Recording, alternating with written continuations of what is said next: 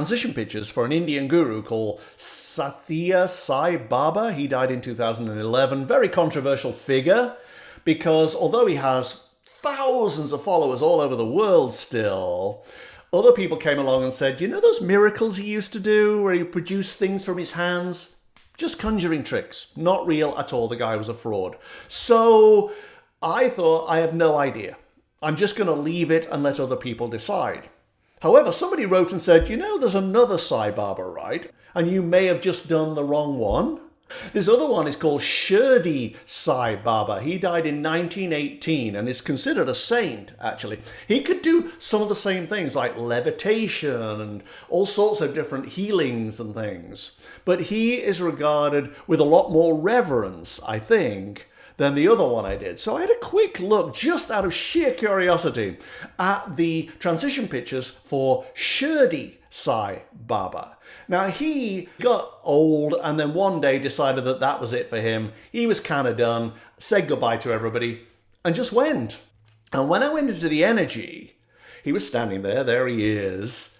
But as I watched, he just fell sideways and dropped off a cliff. He went down and down, hit the ocean. There was like an ocean underneath, went, metaphorically of course, went through the ocean and came out the other side. It's almost like he had to go through a cleansing or an anointing or some process of induction. I don't know what it was, but he went into the ocean and out the other side and dropped into that metaphorical cave I always see.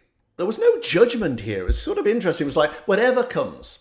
I don't know what this is. It's all a mystery. But I'm open to it and willing. And when he stood up and started walking, he was walking very upright with his chest out, like, I am ready for whatever the universe sends my way. He was part Hindu and part Muslim, I think, or his teachings straddled those faiths. So maybe his strength came from that. But he walked across the symbolic cave, and ahead of him, where the tunnel normally is, the tunnel that leads to the light that I always see, there was a very, very large cloud. It wasn't really a cloud though, it was more like an expanded airbag.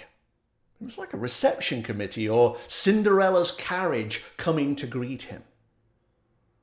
And he wasn't fazed by this either. He opened it up, stepped inside, closed it again, and it began moving with him inside it.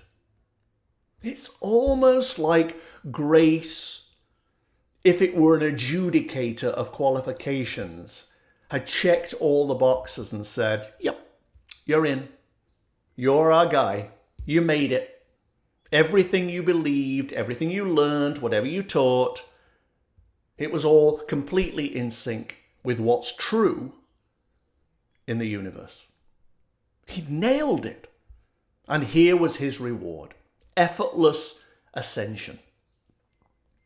The airbag cloud thing withdrew up the tunnel with him inside. It went up and up and up, and then at the top was the dome that I always see, the symbolic dome that leads to the final stage of this process. And the airbag thing got sucked into it, and he was gone.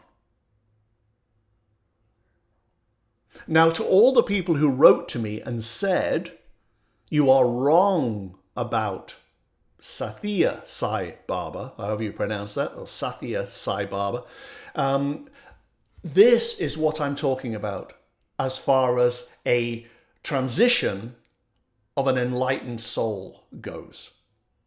Effortless, compliant with the process, greeted by grace as a friend.